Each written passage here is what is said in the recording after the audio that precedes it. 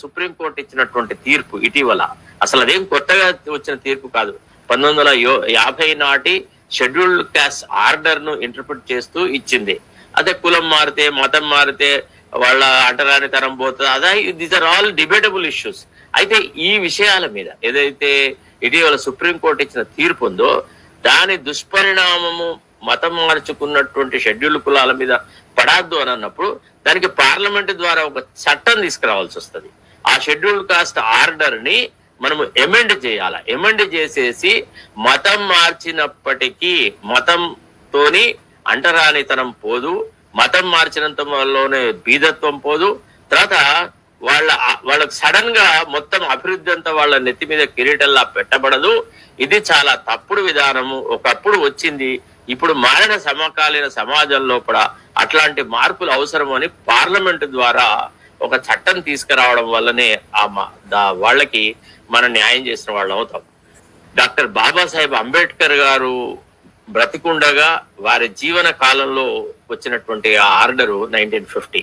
ఇటీవల కొంతమంది ఆవేశంగా బాబాసాహెబ్ అంబేద్కర్ ని విమర్శించడం, లేకపోతే ఇంకెవరిని విమర్శించడం అది ఇది చేస్తారు.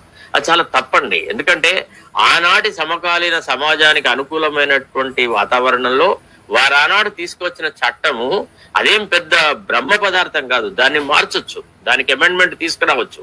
ఇప్పుడున్న పరిస్థితులలో కూడా ఇప్పుడున్నటువంటి అధికార పార్టీలు ఒకవేళ తలుచుకుంటే ఏది భారతీయ జనతా పార్టీ నేతృత్వంలో కేంద్ర ప్రభుత్వం తలుచుకుంటే అది 5 నిమిషాల పని.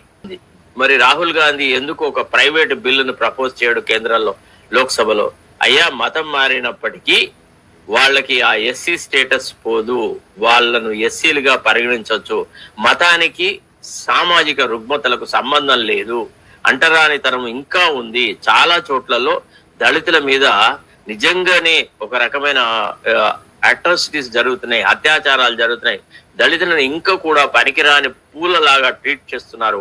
అగ్రకుల సమాజం దళితులను పైకి రానివ్వట్లేదు. కాబట్టి వాళ్లకు ప్రత్యేకమైనటువంటి అర్హతలు సృష్టించి ఒక ప్రత్యేకమైన రిజర్వేషన్ ద్వారా మతము అనేది వాళ్లకు మళ్ళీ ఒక అశానిపాతంలాగా తయారైంది, దాన్ని మారుద్దాం అనే మాట ఒక్కసారి మాట్లాడండి.